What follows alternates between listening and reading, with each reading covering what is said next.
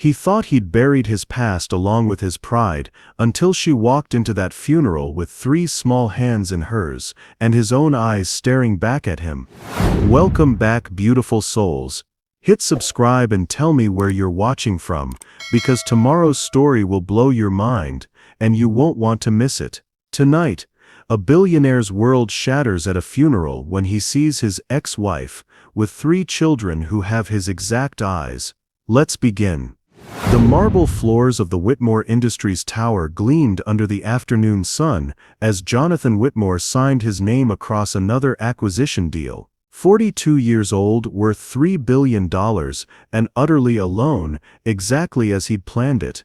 His corner office overlooked the city like a throne room, every surface polished to perfection, every decision calculated for maximum profit. "Sir, the car is ready for the Morrison funeral," his assistant announced through the intercom. Jonathan's pen paused mid-signature. Richard Morrison, his old business partner, mentor, and the only man who'd ever dared call him out on his mistakes, especially the biggest one. "You're gonna lose her, John. Pride's an expensive habit when you're already rich."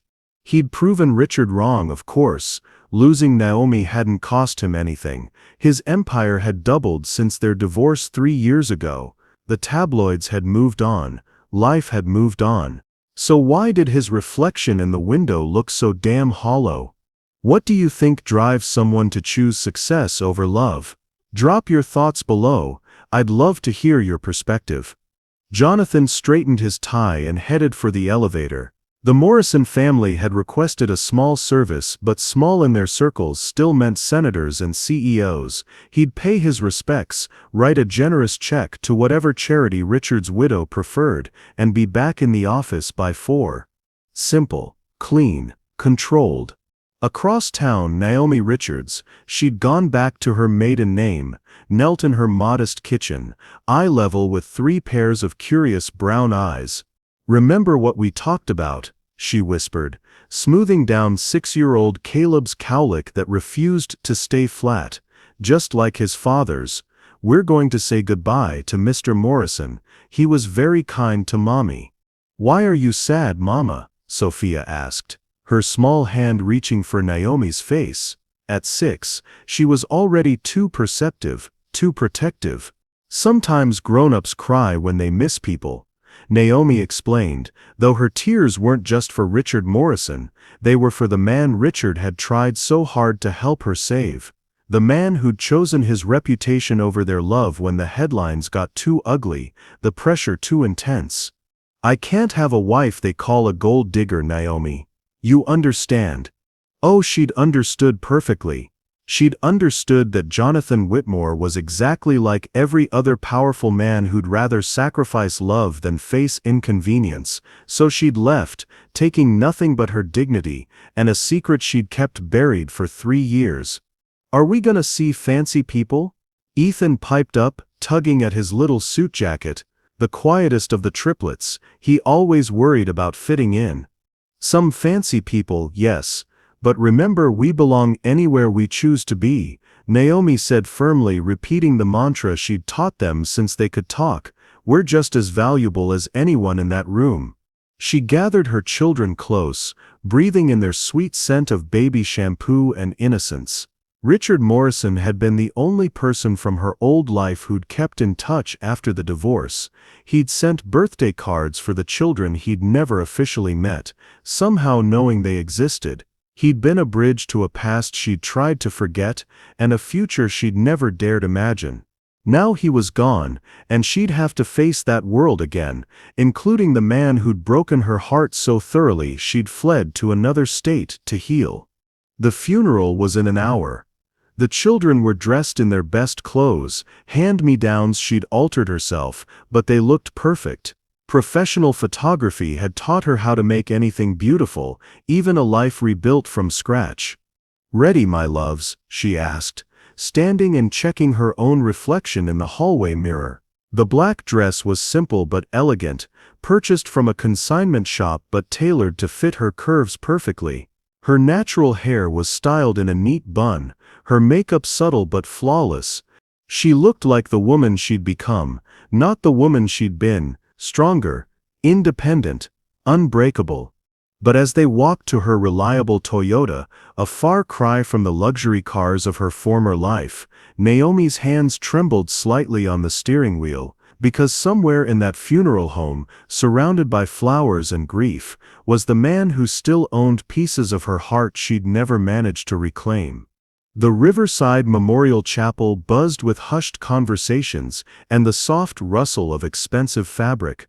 Jonathan arrived precisely on time, his black Bentley joining a parade of luxury vehicles in the circular drive. He'd perfected the art of these appearances: arrive punctually, express condolences with appropriate gravitas, network subtly, leave before emotions got messy. The chapel's interior was a study in understated elegance: mahogany pews, stained glass windows casting colored shadows across the mourners, and enough white roses to perfume the entire room. Jonathan recognized faces from boardrooms and country clubs, their expressions appropriately somber beneath perfectly styled hair. He settled into a pew toward the back, nodding politely at familiar faces. Mrs. Morrison sat in the front row, her silver hair immaculate, despite her grief. Richard would have appreciated the turnout: senators, tech moguls, old money families who'd built this city's skyline. Jonathan's phone buzzed with a text from his assistant about the Tokyo merger, but he silenced it. Even he had limits. The service began with a string quartet playing something classical and melancholy. The pastor spoke about Richard's business integrity, his charitable works, his devotion to family. Jonathan found himself remembering their last conversation, Richard's weathered hands wrapped around a whiskey glass in his study. "Success ain't just about the money you make, John. It's about the people you keep." "You kept plenty of people," Jonathan had argued. "Board members, investors, employees. I mean the people who see your soul, son. The ones who love you when you're broke and broken. How many of those you got?" Jonathan had laughed it off then. Now surrounded by acquaintances in expensive suits, the question felt like a weight pressing against his chest. The pastor was asking people to share memories when it happened. The chapel's side door opened quietly, the entrance nearest to the parking lot that Richard's family used for late arrivals. Jonathan glanced over out of habit, expecting to see another business associate or distant relative. Instead, the world stopped. Naomi stepped through the doorway like a vision materialized from his deepest regrets. 3 years had only refined her beauty, her dark skin glowing with health, her curves elegant in that simple black dress, her natural hair styled in a way that framed her face like art. She moved with the quiet confidence of a woman who'd learned to stand on her own. But it was the 3 small figures beside her that made Jonathan's breath catch in his throat. 3 children, maybe 6 years old, holding hands in a perfect line. 2 boys flanking a girl in the middle, all dressed in matching dark suits and a tiny black dress.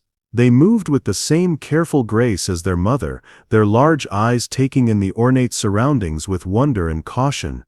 Jonathan's heart hammered against his ribs. The timing was wrong, impossible. They'd divorced 3 years ago. These children looked at least 6. Then the little girl turned her head, scanning the crowd, and Jonathan's world tilted completely off its axis. His own eyes stared back at him. Not similar eyes, his exact eyes, the unusual golden brown that had been passed down from his grandmother. The same eyes that looked back at him from mirrors and old family portraits. The boy on the left had Jonathan's stubborn cowlick, the one that had frustrated every barber since childhood. The boy on the right possessed the same square jaw, the same way of holding his shoulders that Jonathan's father had beaten into him at boarding school. Jesus Christ. Jonathan gripped the pew in front of him, his knuckles white against the dark wood. The Tokyo merger, the quarterly reports, the carefully constructed walls around his heart, everything crumbled in the space of a heartbeat. The children were his, unmistakably, undeniably his. Which meant, Naomi had been pregnant when she'd left. She'd carried his children, given birth to them, raised them for 6 years while he'd convinced himself their marriage had been a mistake.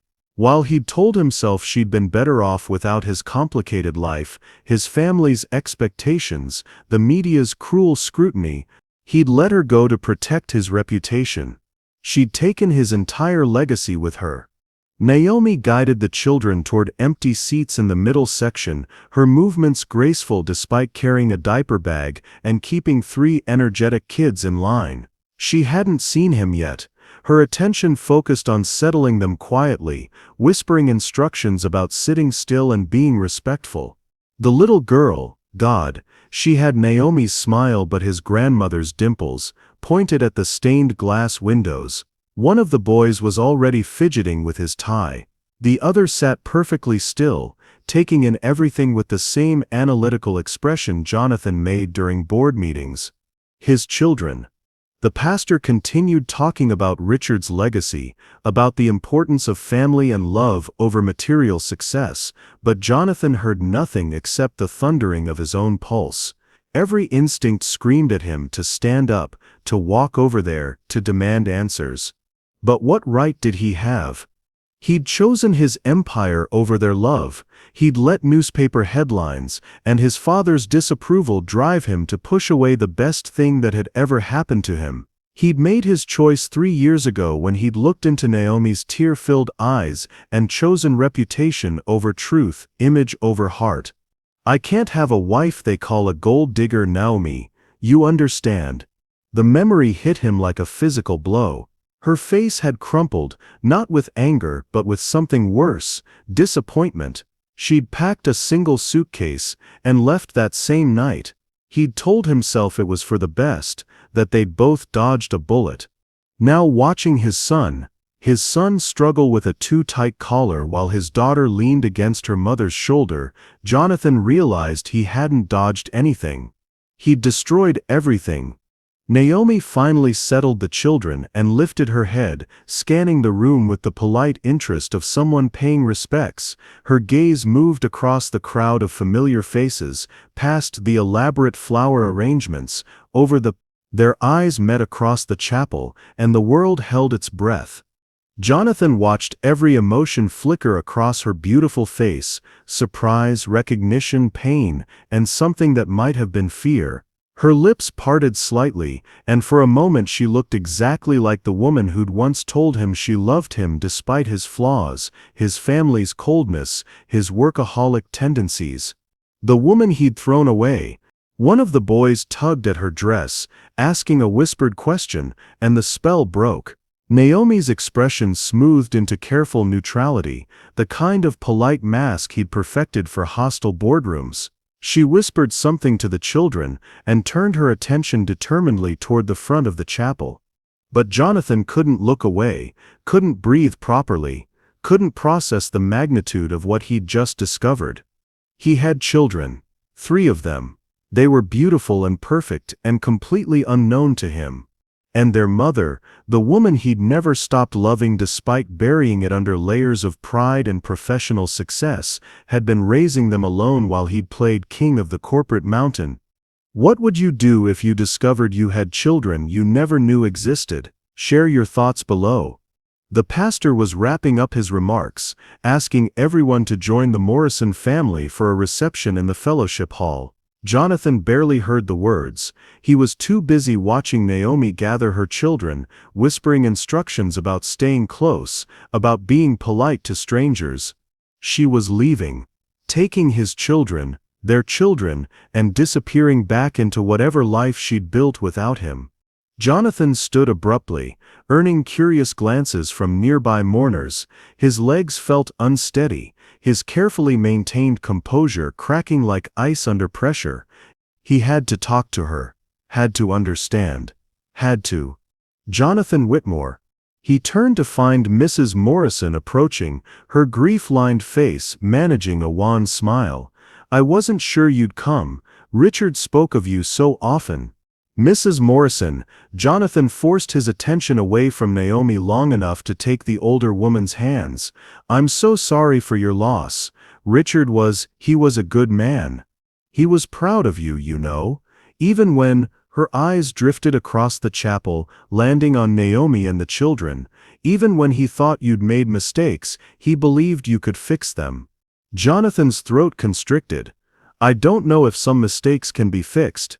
Richard used to say that was the difference between successful people and happy people, Mrs. Morrison said softly. Successful people give up when things get complicated. Happy people figure out how to uncomplicate them. Before Jonathan could respond, she squeezed his hands and moved on to comfort other mourners. He turned back toward Naomi's pew, but she was already gone. Panic shot through him like electricity. He scanned the crowd, pushing through clusters of conversation until he spotted them near the exit. Naomi's elegant figure shepherding 3 small bodies toward the door, toward escape, toward another 3 years of silence. Jonathan pushed through the crowd, his heart hammering against his ribs like a caged bird. He couldn't let them disappear again. Not when he'd finally found what he'd been missing all along. Jonathan burst through the chapel doors into the crisp afternoon air, his eyes scanning the parking lot frantically. There, Naomi was buckling the children into a modest Toyota, her movements efficient despite the tremor in her hands. He could see even from a distance. Naomi. His voice carried across the lot, deeper and more desperate than he'd intended. She froze, her hand on the car door handle. The children's voices drifted from inside the vehicle, innocent chatter about the pretty windows and the sad music. After a moment that felt like eternity, she straightened and turned to face him. Even from 20 feet away, he could see her walls going up, brick by brick. "Hello, Jonathan." Her voice was steady, professional, the tone she might use with a client. "I'm sorry for your loss. I know Richard meant a lot to you." "Naomi, we need to." He started toward her, but she held up a hand. "I can't. Not here, not now." She glanced toward the car where 3 pairs of curious eyes were watching through the windows. "The children don't understand, they don't need to be confused." The children. The words felt foreign on his tongue, weighted with implications that made his chest tight. "How old are they?" Her jaw clenched almost imperceptibly. 6. 6. He did the math again, even though he'd been calculating obsessively since the moment he'd seen them. "Naomi, when you left, I left because you made it clear I didn't belong in your world." She cut him off, her composure cracking just enough to let him see the old hurt underneath. "Nothing's changed about that." "Everything's changed." The words exploded from him louder than he'd meant. Several mourners exiting the chapel turned to look, their expressions curious and concerned. Jonathan lowered his voice but stepped closer. "Those children, they look exactly like their father." Naomi's voice was barely above a whisper, but it hit him like a sledgehammer. "Yes, they do." The admission hung between them, electric and dangerous. Jonathan felt his worldview reshaping itself in real time, 3 years of carefully constructed reasoning crumbling like sand. "Why didn't you tell me?" The question came out raw, stripped of his usual businesslike control. Naomi's laugh was bitter, musical, and heartbreaking all at once. "Tell you when, Jonathan? When you were explaining to page 6 that our marriage was a learning experience. When your father's lawyers were suggesting I sign additional NDAs. When you looked me in the eye and told me I'd never fit into your real life." Each word was a precise cut, delivered with surgical accuracy. Jonathan flinched, remembering his father's cold voice, the pressure from the board, the headlines that had made their love story sound like a business transaction gone wrong. "I was trying to protect you," he said weakly. "No." Naomi shook her head, and for a moment her mask slipped entirely, showing him the woman who'd once traced patterns on his chest in the dark, who'd believed in them even when the world didn't. "You were protecting yourself. Your image, your company's stock price. I was just collateral damage." One of the children, the boy with Jonathan's cowlick, rolled down the window partway. "Mama, are we going home? I'm hungry." "Soon, baby," Naomi called back, her tone instantly transforming into something soft and nurturing, the voice she used for their children. children he'd never held, never read stories to, never watched take their first steps. Their names, Jonathan said suddenly. What are their names? Naomi hesitated, her hand moving protectively toward the car. Jonathan, please. The word broke something inside him. He'd built an empire on never saying please, never showing weakness, never admitting he needed anything he couldn't buy or build or conquer. Please, just their names. She studied his face for a long moment, and he wondered what she saw there. The man who'd chosen pride over love? The boy who'd once told her about his dreams of having a family someday, before his father had beaten the softness out of him with boarding school and expectations. Caleb, she said finally, nodding toward the window where the boy was watching them with solemn brown eyes, Jonathan's eyes, Sophia and Ethan. Sophia, Caleb, and Ethan. Jonathan repeated, tasting their names like a prayer. Do they know about me? The question hung in the air like smoke.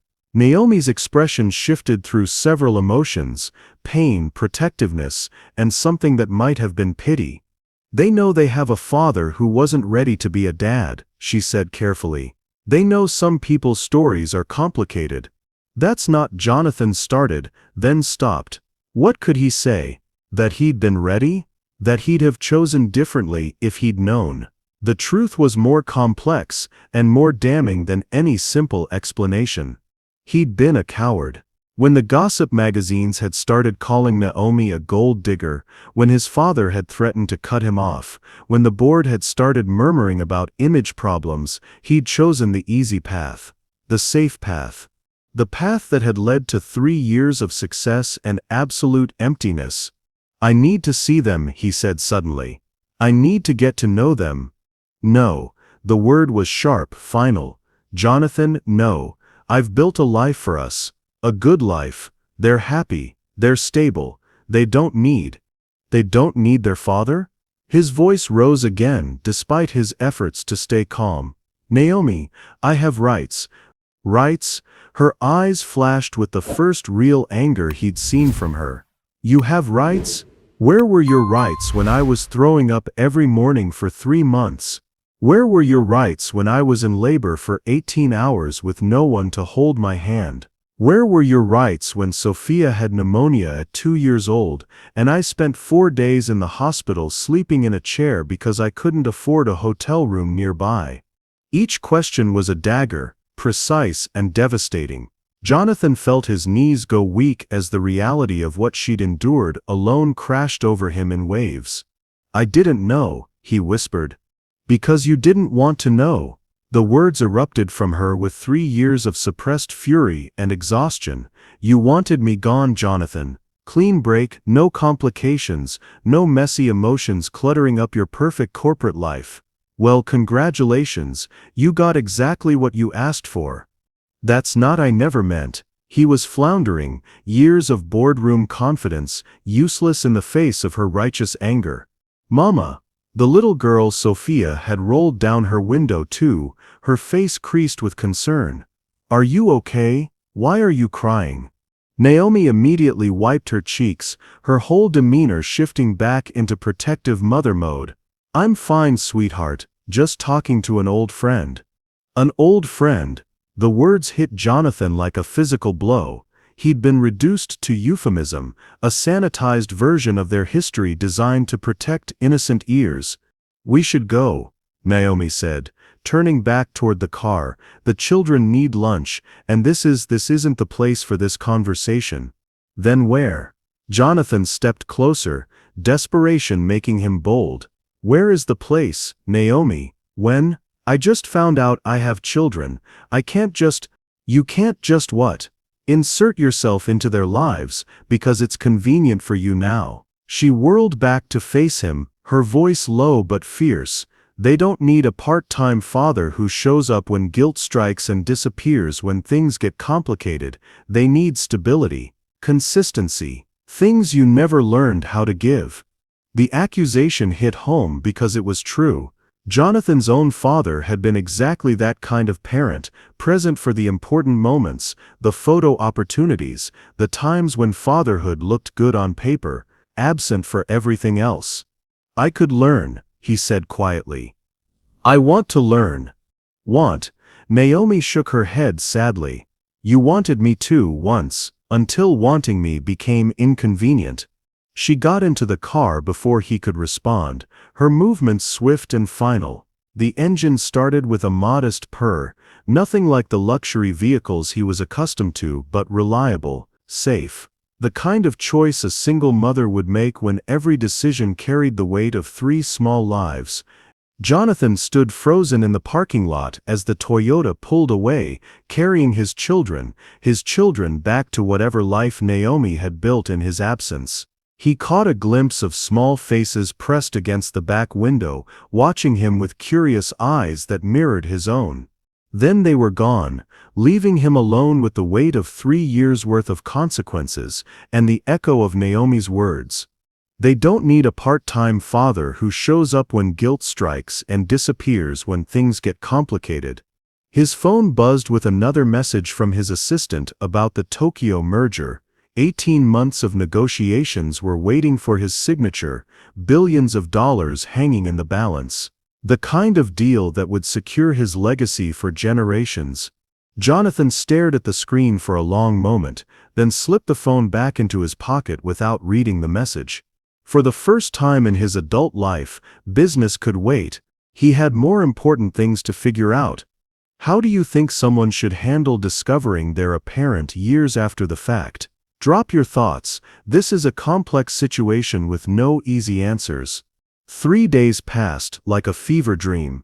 Jonathan threw himself into research with the same methodical intensity he'd once reserved for hostile takeovers. Private investigators, public records, social media, deep dives. By Thursday morning, he knew Naomi lived in a modest duplex in Maplewood, ran a freelance photography business called Captured Moments, and had never once used his name or connections to get ahead. She'd built everything from scratch, alone. The guilt sat in his chest like a physical weight, making it hard to breathe, harder to concentrate. The Tokyo merger documents remained unsigned on his desk while he stared at school enrollment records and pediatric appointment schedules, trying to piece together 6 years of his children's lives through bureaucratic breadcrumbs. Caleb played Little League baseball and struggled with reading. Sophia took dance classes at the community center and had been Student of the Month twice. Ethan was in the gifted program and preferred art to sports. They attended Maplewood Elementary, qualified for free lunch programs, and had never missed a vaccination or checkup despite their mother's limited resources. Jonathan had spent more on his last watch than Naomi made in 6 months, yet somehow she'd given their children everything that mattered. His phone rang, interrupting his brooding. His assistant's voice was carefully neutral. "Mr. Whitmore? There's been an incident at the Riverside Memorial Chapel. Mrs. Morrison asked specifically for you to come." The chapel looked different in daylight, smaller somehow, less imposing. Jonathan found Mrs. Morrison in the fellowship hall, surrounded by soggy cardboard boxes and the detritus of what had clearly been a disaster. "The pipes burst sometime last night," she explained, her voice thick with exhaustion. "The whole basement flooded. 3 decades of Richard's papers, photographs from charity events, historical documents, it's all ruined."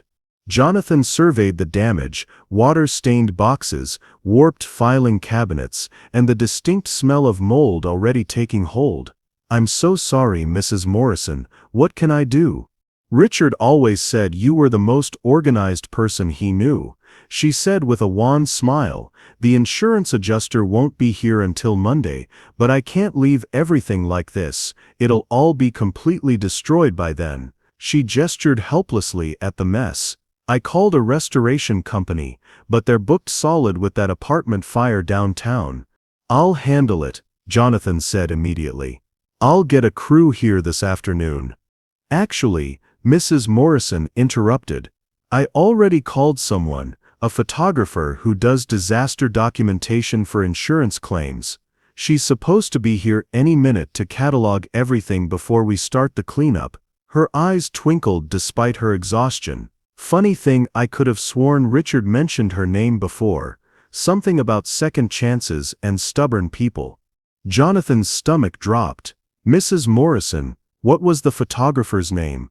"Naomi Richards, I think. She sounded lovely on the phone. Very professional."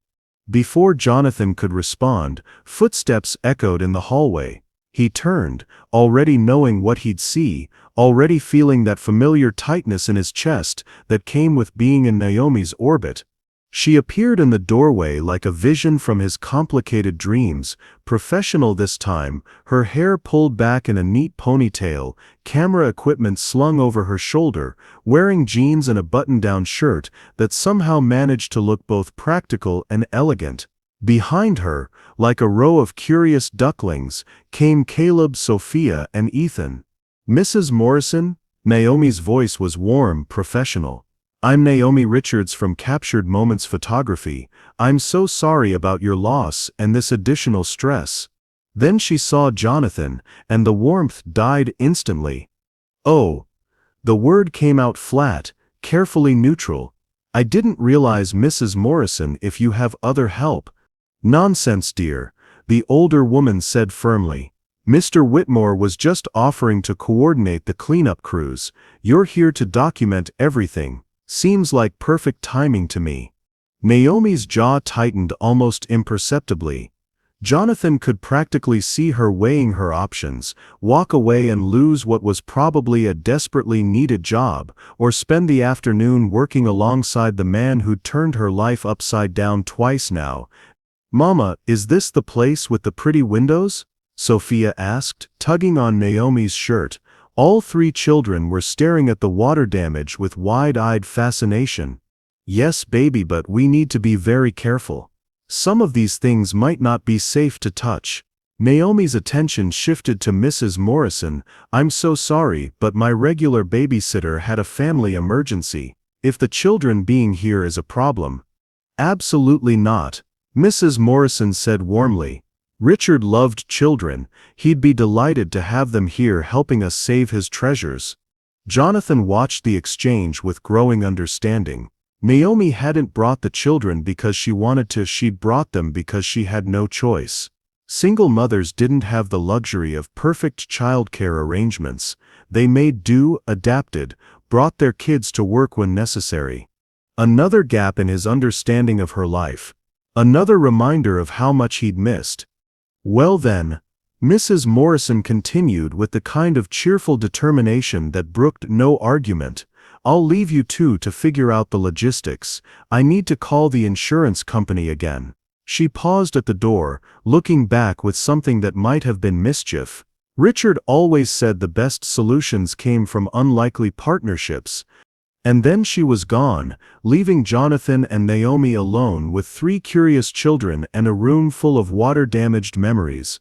The silence stretched, broken only by Ethan's whispered observation to his siblings about the interesting patterns the water stains made on the ceiling. "I can work around you," Naomi said finally, her tone carefully professional. "Document everything first, then you can have your crew clean up. Shouldn't take more than a few hours." "Naomi, please," her voice was quiet but firm. Let's just get through this, okay? For Mrs. Morrison." Jonathan nodded, understanding that this wasn't about them.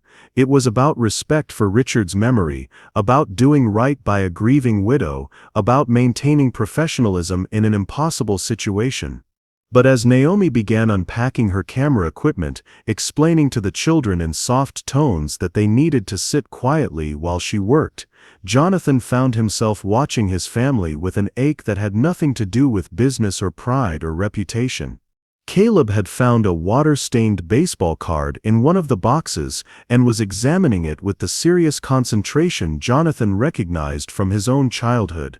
Sophia was humming quietly while she organized some scattered papers into neat piles, displaying the same attention to detail that had made Jonathan successful in business. Ethan was sketching the flood damage in a small notebook, his artist's eye capturing details that others might miss. They were beautiful, they were brilliant, they were his. And they had no idea who he was. Mr. Whitmore, Caleb's voice broke through his reverie. The little boy was looking at him with curiosity rather than suspicion. Are you here to help Mama work? Jonathan knelt down to Caleb's eye level, his heart hammering against his ribs. Up close, the resemblance was even more striking. Not just the eyes, but the shape of his face, the way he held his shoulders, even the slight gap between his front teeth that Jonathan's mother had insisted on correcting with expensive orthodontics. Yes, Jonathan managed. I'm here to help. That's good, Sophia chimed in, abandoning her paper sorting to join the conversation. Mama works really hard. Sometimes she falls asleep at her computer. Sophia, Naomi warned gently, but there was no real heat in it, just the exhaustion of a woman who'd been carrying too much for too long. It's okay, Mama, Ethan added solemnly. Everybody needs help sometimes. That's what you always tell us. Everybody needs help sometimes. The wisdom of a 6-year-old, delivered with the kind of simple truth that cut through years of complicated adult reasoning. Jonathan looked at Naomi, saw her composure wavering slightly, saw the weight of single parenthood written in the fine lines around her eyes, in the careful way she budgeted her energy between work and children. Your mama's right, he told the children softly. Everyone does need help sometimes. For just a moment, Naomi's professional mask slipped, and he saw something vulnerable underneath, something that looked almost like hope. Then Caleb dropped the baseball card into a puddle, Sophia started crying because her dress got dirty, and Ethan announced that he needed to use the bathroom right now, and the moment was lost in the chaos of single parenthood multiplied by 3.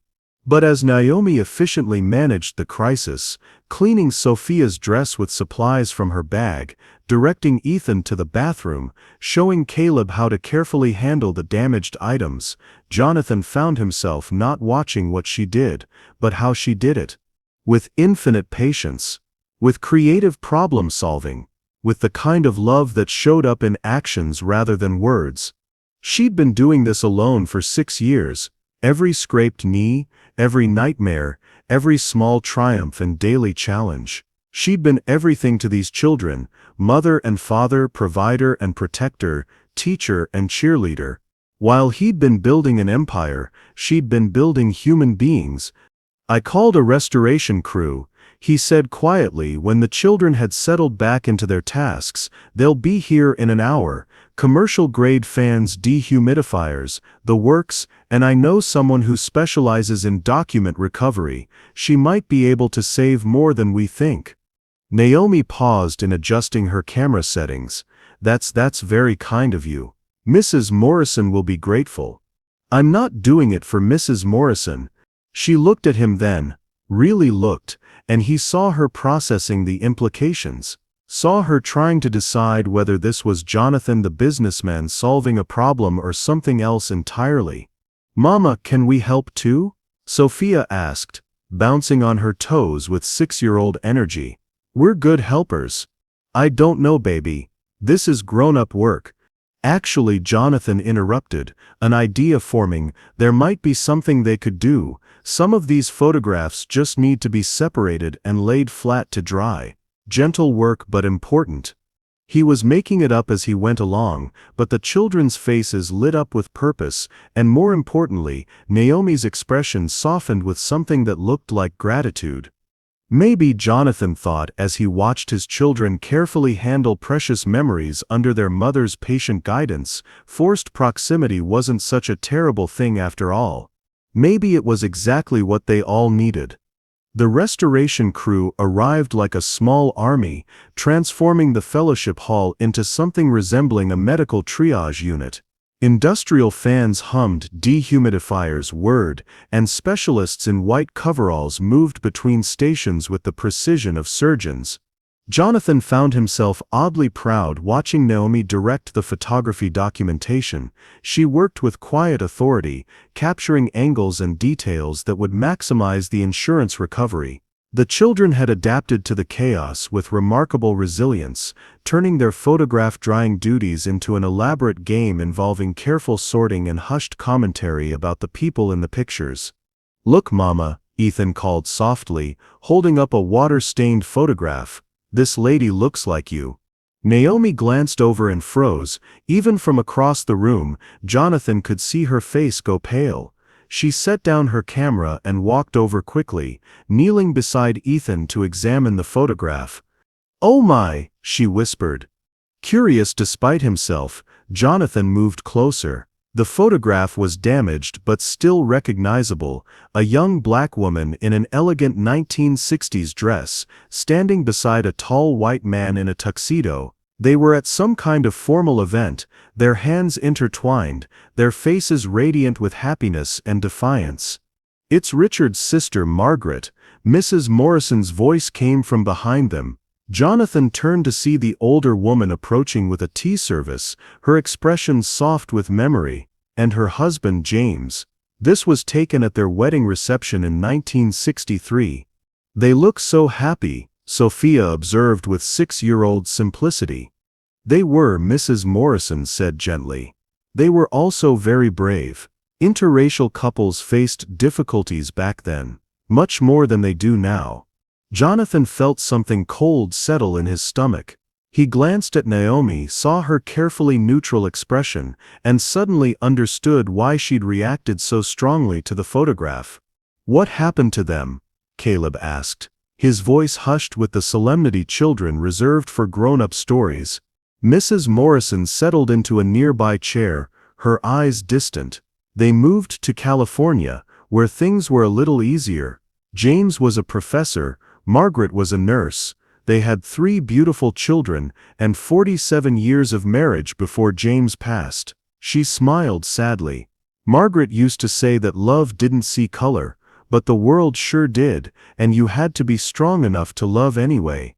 "That's beautiful," Naomi said softly, but Jonathan caught the slight tremor in her voice.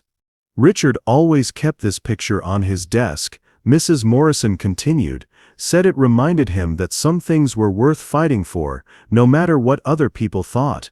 Her eyes moved between Jonathan and Naomi with obvious intent. Funny how history has a way of repeating itself. An uncomfortable silence settled over the group. The children, sensing adult undercurrents they couldn't quite understand, returned to their careful sorting. But Jonathan felt the weight of Mrs. Morrison's words, the parallel she'd drawn between that brave couple in 1963 and his own cowardice 3 years ago. "Mrs. Morrison," Naomi said carefully, "I should probably get the children home soon, school night and all." "Of course, dear. But first," the older woman stood and walked to a filing cabinet that had escaped the worst of the flooding. "There's something Richard wanted you to have." She returned with a manila envelope, slightly damp but intact. "He gave this to me months ago, said if anything ever happened to him, I should make sure you got it." Naomi accepted the envelope with obvious reluctance. "Mrs. Morrison, I'm not sure. Richard was very fond of you, dear. Both of you," she added, glancing at Jonathan. "He believed in second chances, in people being brave enough to fix their mistakes." She patted Naomi's hand gently. "He also believed in opening envelopes when wise old men leave them for you." With shaking hands, Naomi opened the envelope. Inside were several items, a letter in Richard's distinctive handwriting, some official-looking documents, and what appeared to be several cashier's checks. Naomi unfolded the letter, her eyes scanning quickly. As she read, her hand went to her mouth, and Jonathan saw tears gathering in her eyes.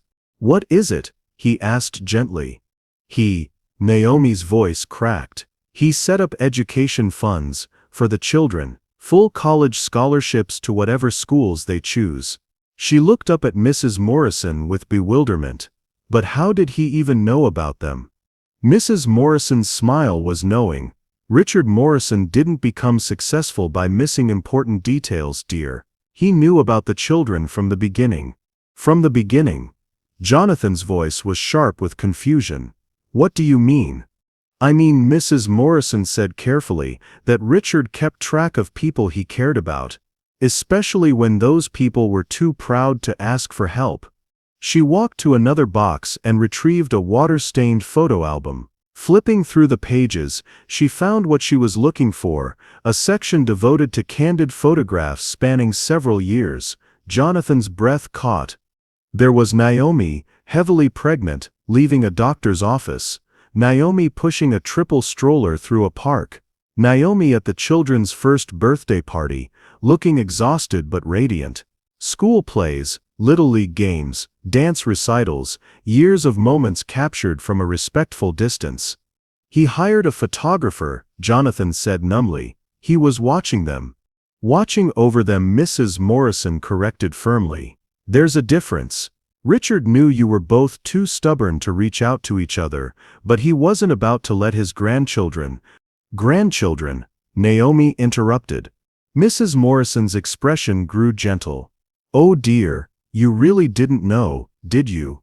Richard never married, never had biological children of his own, but he considered Jonathan the son he'd never had. Which made those babies, she gestured toward Caleb, Sophia, and Ethan. Well, it made them family. The revelation hit Jonathan like a physical blow. Richard had known, all this time, Richard had known about the children, and never said a word, never pushed, never interfered, just watched over them from a distance. The anonymous donations, Naomi whispered, pieces clicking into place, the scholarship for Caleb's reading program, the grant that paid for Sophia's dance classes, the art supplies that showed up at Ethan's school. All Richard, Mrs. Morrison confirmed. He said every child deserved to have their talents nurtured, regardless of their parents' mistakes. Jonathan felt the room tilting around him. While he'd been convincing himself that Naomi was better off without him, Richard had been quietly ensuring his children, Jonathan's children, had opportunities and support. The man had been more of a grandfather to them than Jonathan had been a father.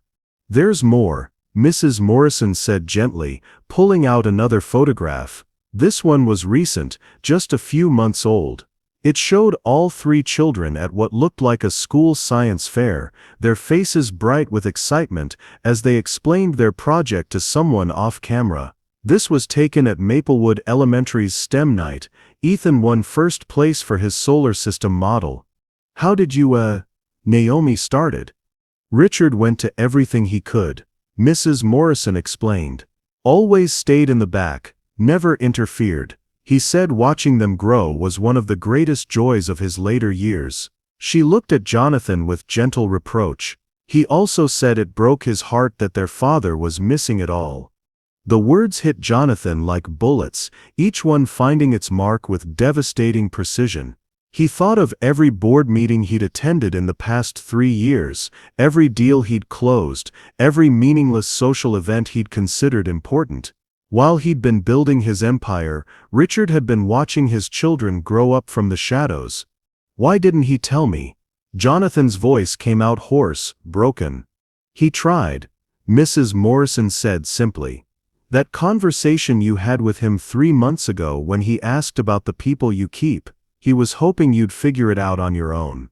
Richard believed in people finding their own way to the truth. Jonathan remembered that conversation, remembered dismissing Richard's questions about meaningful relationships as the ramblings of a sentimental old man. The irony was devastating. While he'd been lecturing his mentor about business success, Richard had been trying to guide him back to the family he'd thrown away. Mama Sophia's small voice broke through the heavy silence. Why is everyone sad? Did we do something wrong? No, baby, Naomi said quickly, wiping her eyes and moving to gather the children. Everyone's just remembering someone very special. The man who helped us. Caleb asked with the intuitive understanding children sometimes displayed, the one who made sure I could get extra reading help. Naomi's composure finally cracked completely. She pulled all 3 children close, her tears falling freely now. Yes, sweetheart, he helped us very much. Jonathan watched his family, and for the first time he allowed himself to think of them that way, and felt something fundamental shift inside him. The careful walls he'd built around his heart, the justifications he'd constructed for his choices, the pride that had cost him everything that mattered, all of it crumbled in the face of one simple truth. Richard Morrison, a man with no biological children of his own, had been a better father to Jonathan's kids than Jonathan had ever been. What role should extended family and mentors play in a child's life when parents aren't present? Share your thoughts below. Every perspective matters. Naomi, he said quietly, his voice thick with emotion. Can we talk, please? Just for a few minutes? She looked up from the children, her face streaked with tears but her expression still guarded. Jonathan, I don't think. Please, he repeated. And this time he didn't try to hide the desperation in his voice. Richard spent 3 years trying to get me to see what I was missing. The least I can do is try to understand what he saw. Naomi studied his face for a long moment, then nodded slowly. Children, can you help Mrs. Morrison organize these photographs for a few more minutes? Stay where I can see you. She stood and walked toward the far corner of the room, Jonathan following. When they were far enough away that their voices wouldn't carry, she turned to face him. What do you want to understand, Jonathan? She asked tiredly. That I was pregnant when I left? That I tried to call you 3 times before I gave up? That I spent the first year hoping you'd somehow find out and come looking for us? Each question was a knife between his ribs. You tried to call? Your assistant said you were unavailable, Naomi said bitterly. All 3 times, I figured that was answer enough. Jonathan closed his eyes, remembering his instructions after their separation. No calls from Naomi, clean break, no complications. I told them not to put you through, he admitted. I thought it would be easier for both of us. Easier. She shook her head with a sound that might have been laughter if it weren't so heartbroken. Do you know what the hardest part was, Jonathan? It wasn't the morning sickness, or the labor, or even the first few months when I barely slept. It was explaining to people why the father wasn't involved. It was checking single on medical forms and school applications. It was watching other families and wondering what we'd done wrong to deserve being incomplete. You didn't do anything wrong, Jonathan said urgently. Naomi, you did everything right. Look at them. They're incredible. They are incredible, she agreed fiercely. But they're incredible despite you, not because of you. They don't even know your name, Jonathan. To them, you're just some man at a funeral who upset their mother. The words hit him like a physical blow, but he forced himself to stay standing, to keep listening. This was what Richard had been trying to tell him. This was the cost of his choices. I want to change that, he said quietly. I want to be part of their lives, part of your life. As what? Naomi's voice rose slightly, then dropped back to a whisper when the children glanced over curiously. As their weekend father, their summer vacation parent, the man who shows up with expensive gifts and disappears when real life gets messy. As whatever you'll let me be, Jonathan said desperately. Naomi, I know I can't undo the past 3 years. I know I can't give you back the pregnancy I missed, or the births I wasn't there for, or the nights you handled alone, but I can try to do better going forward. I want to try. Want, she repeated, echoing her words from the parking lot 3 days earlier. That's the problem, Jonathan. You want things when they're convenient, when they fit into your narrative of success. But what happens when being a father gets hard? When it interferes with your business deals? When the tabloids start calling me a gold digger again and questioning whether your children are legitimate heirs to the Whitmore fortune? The questions hung between them like landmines, each one explosive with the potential to destroy whatever fragile possibility existed between them. Because Jonathan didn't have answers. Not yet. All he had was the growing certainty that Richard had been right. Success without the people you love wasn't success at all. It was just an expensive way of being alone. The next morning arrived gray and drizzling, the kind of weather that made even optimists want to crawl back under the covers. Jonathan sat in his Bentley outside Maplewood Elementary at 7:45 a.m., watching yellow buses discharge sleepy children into the safe embrace of routine. He'd been there for 20 minutes, nursing cold coffee and second-guessing every decision that had led him to this moment. Yesterday's conversation with Naomi had ended without resolution. She'd gathered the children and left with polite thanks for his help with the restoration crew, but her walls had remained firmly in place.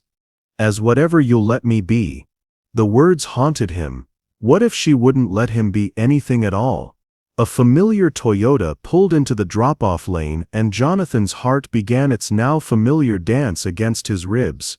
He watched Naomi emerge from the driver's seat, efficient in her movements as she helped three small bodies extract backpacks and lunchboxes from the car. Caleb was dragging his feet, clearly not a morning person. Sophia was chattering animatedly about something, her hands gesturing wildly. Ethan walked quietly beside his mother, observing everything with those thoughtful eyes that reminded Jonathan so painfully of his own childhood. They were almost to the school entrance when Caleb's backpack split open, spilling books and papers across the wet pavement. "Oh no!" Jonathan heard Naomi sigh, even from across the parking lot. She was juggling her own camera bag, 3 lunchboxes, and now scattered school supplies while other parents streamed past with their own morning urgency. Before he could talk himself out of it, Jonathan was out of his car and jogging across the lot. "Here, let me help," he said, dropping to his knees on the wet asphalt to gather soggy worksheets and escaped pencils. Naomi looked up in surprise, rain beating on her glasses. "Jonathan, what are you doing here?"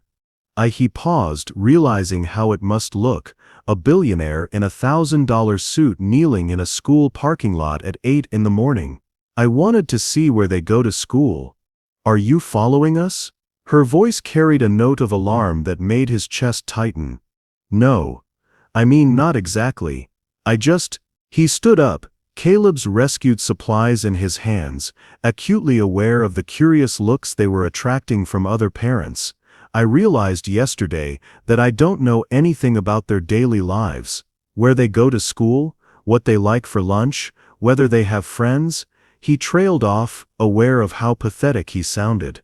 Caleb tugged on Naomi's jacket. "Mama, the bell's gonna ring soon." "I know, baby." Here she took the supplies from Jonathan and quickly redistributed them between her own bag and Sophia's backpack. "Thank you for helping, but we really need to—" "Mr. Whitmore," a new voice interrupted. Jonathan turned to see a woman in her 50s approaching, her expression curious but friendly. "I thought that was you." "I'm Principal Garcia." "Oh," Naomi said quietly, and Jonathan caught the slight tension in her voice. "Mrs. Garcia, these are my children, Caleb, Sophia, and Ethan," the principal finished warmly. "We've met many times. Your mother is one of our most involved parents. She volunteers for every field trip, helps with school pictures, even taught our photography club last semester." Jonathan felt another piece of the puzzle click into place. While he'd been assuming Naomi was struggling alone, she'd been building a community, creating connections, giving back even when she had limited resources. "Are you here for the breakfast?" Mrs. Garcia asked Jonathan, her tone politely curious. "Breakfast?" he repeated, confused. "The donuts with Dad's breakfast," she explained. "It's this Friday morning. We sent flyers home," but she glanced at the children, her expression becoming carefully neutral. "Well, not every family situation is traditional, of course." Jonathan felt the words hit him like a physical blow. A donuts with Dad's breakfast, the kind of simple school event that probably meant the world to children, but required having a dad who showed up. "I don't think," Naomi started.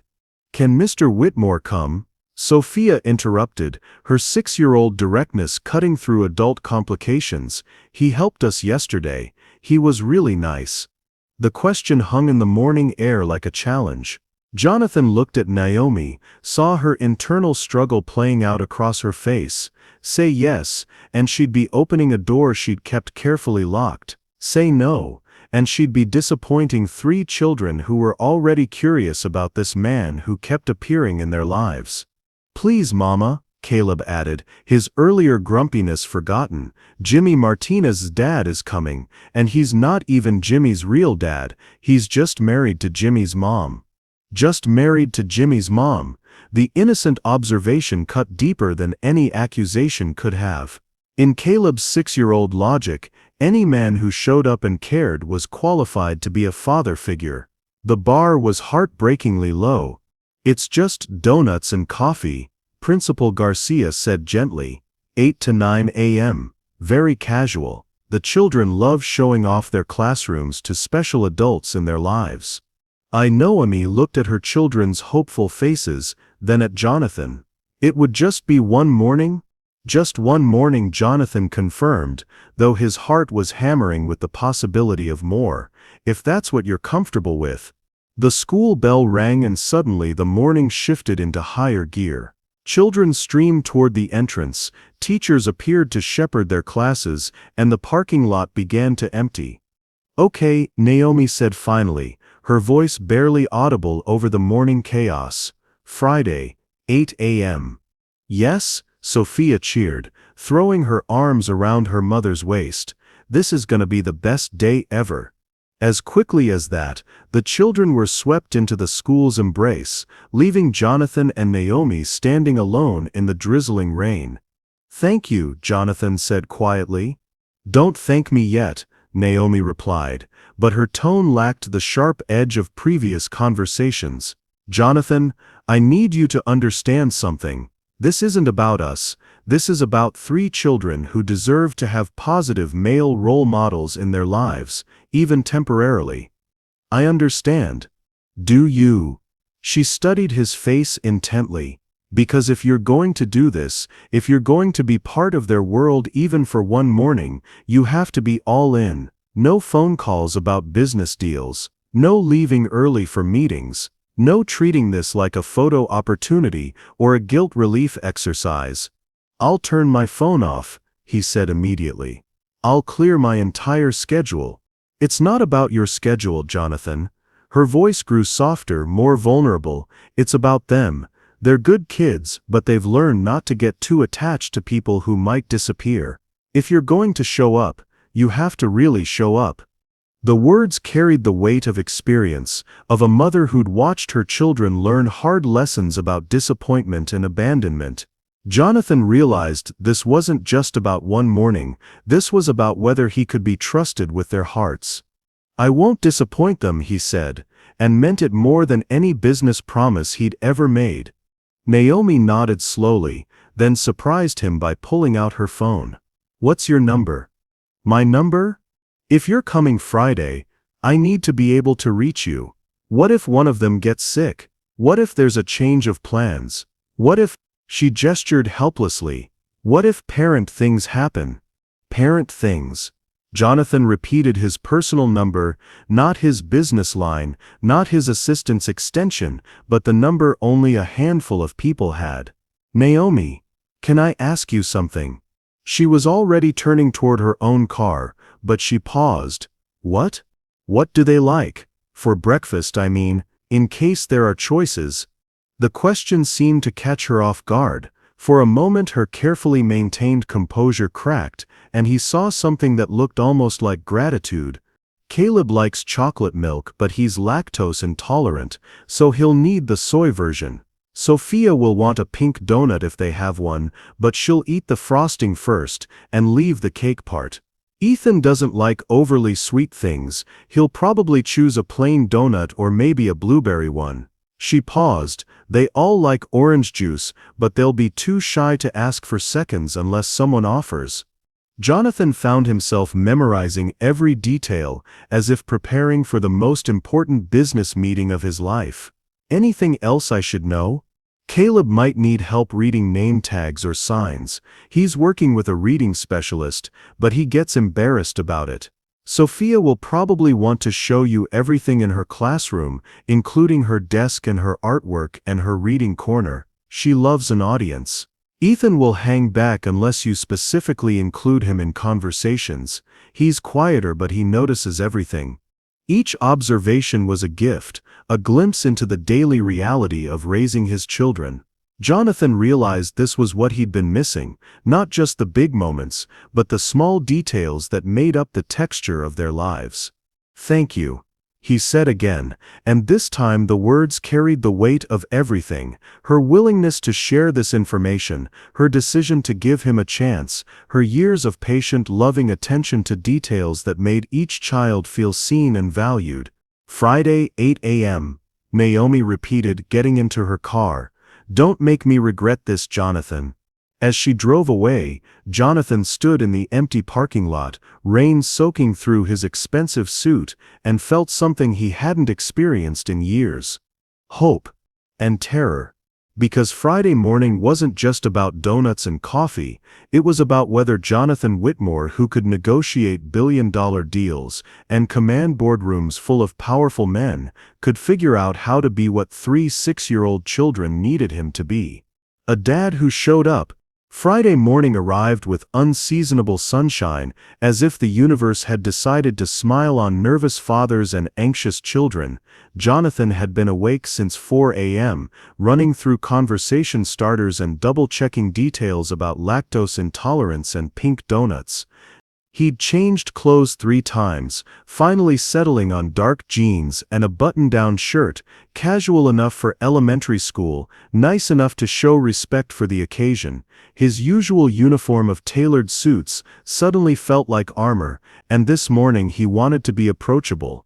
The school cafeteria buzzed with the controlled chaos of dozens of father-child pairs navigating folding tables laden with donuts, coffee, and juice boxes.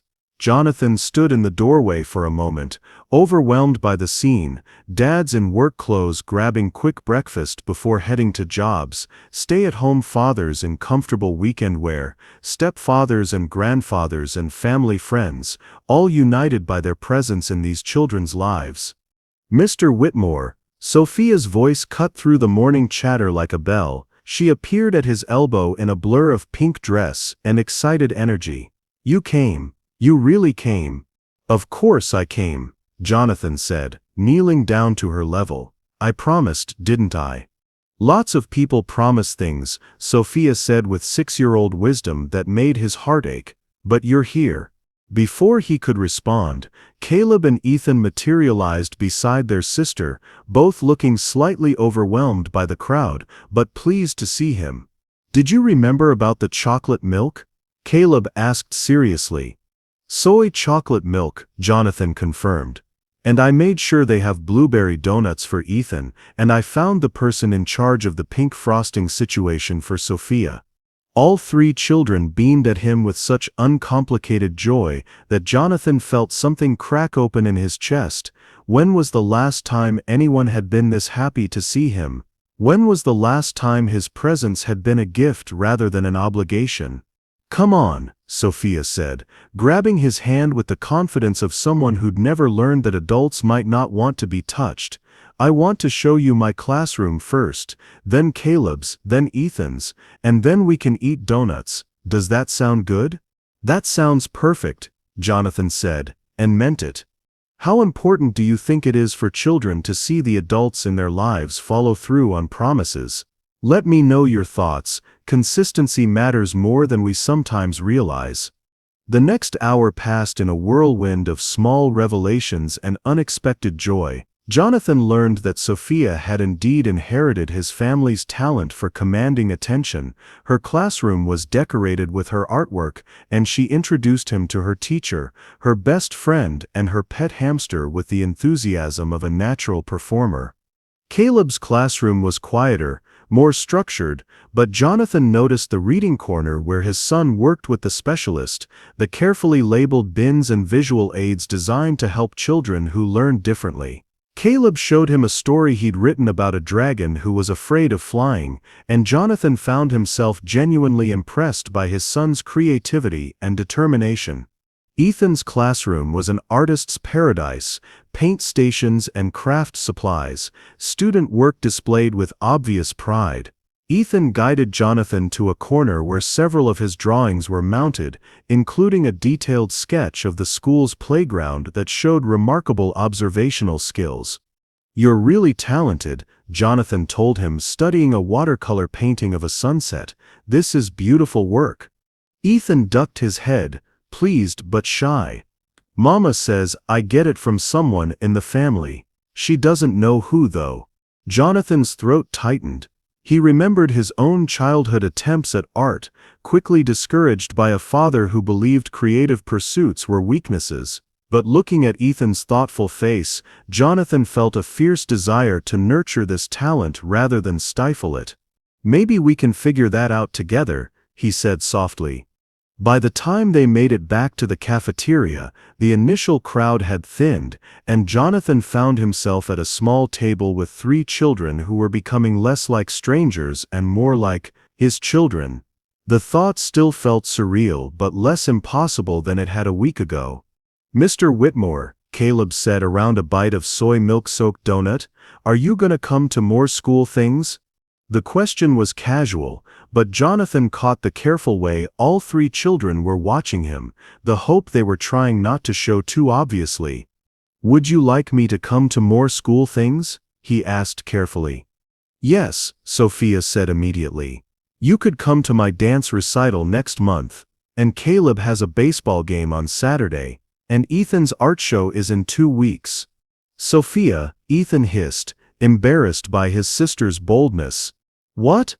I'm just telling him about stuff," Sophia protested. "Mama always says it's good to let people know about important things in your life."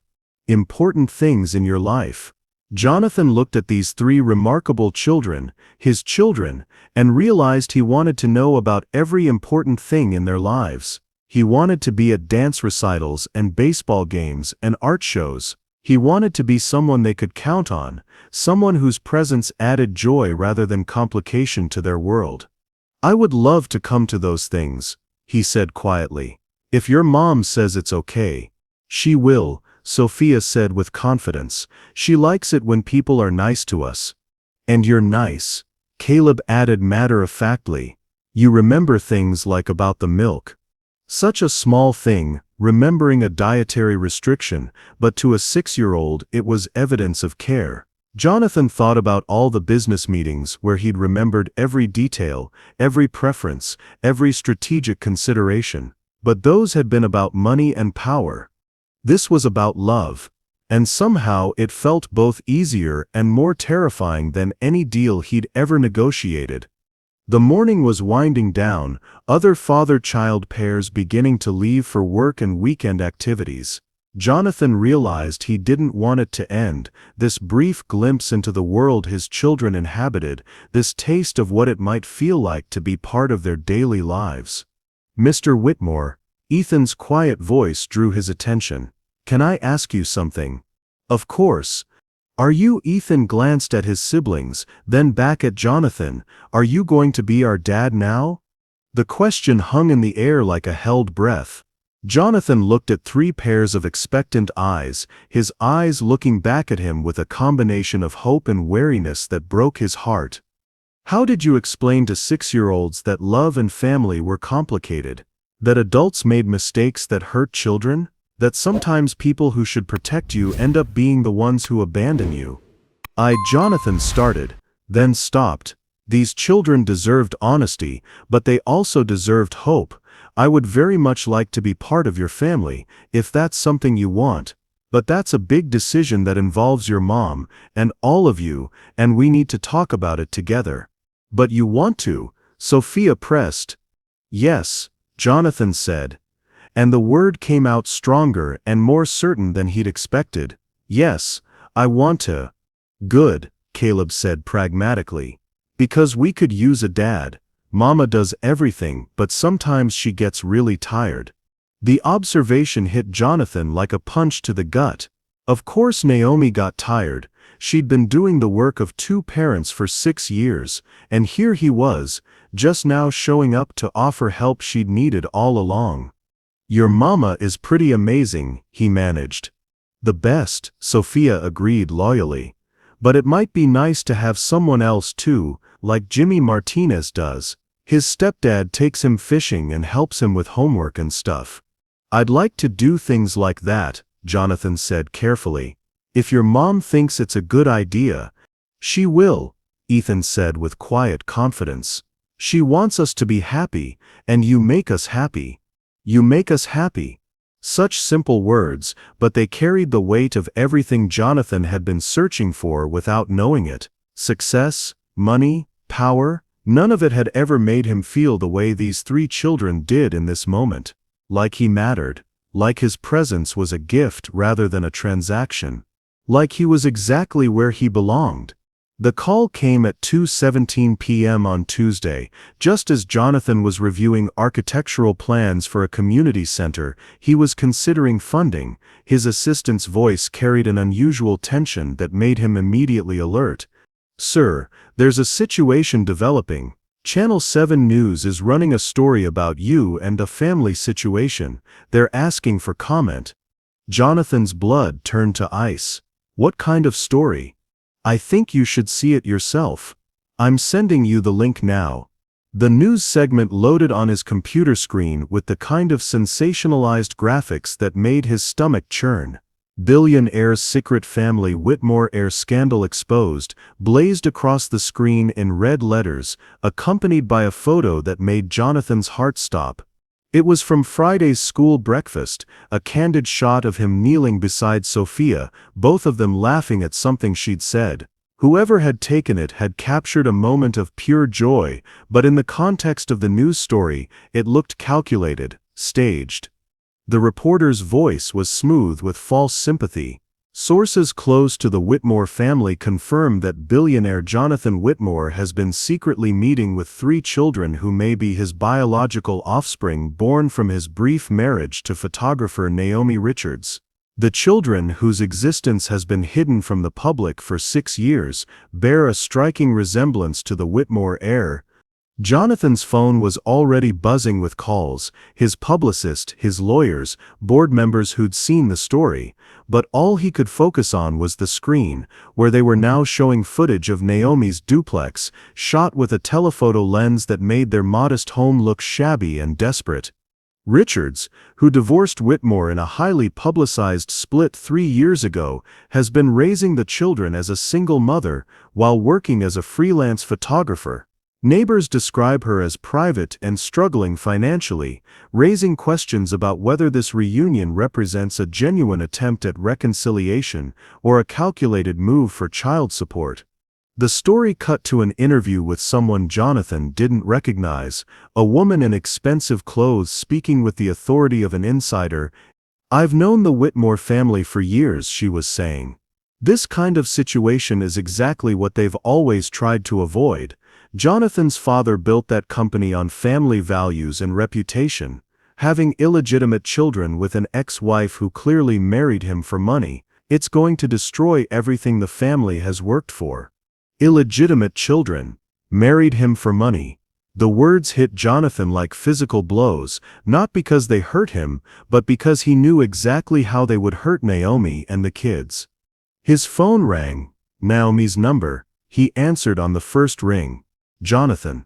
Her voice was barely controlled, shaking with fury and something that sounded like fear. "What the hell is this?" "Naomi, I'm watching it now." "I had no idea." "Reporters have been calling all morning," she interrupted. "They showed up at the children's school. Sophia came home crying because some strange woman with a camera tried to ask her questions about her daddy." Jonathan felt his world tilt. They'd gone after his children. At school, where they were supposed to be safe.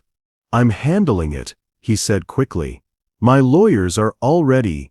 "Your lawyers?" Naomi's laugh was harsh, bitter. "Jonathan, they're calling me a gold digger on television. They're calling our children illegitimate.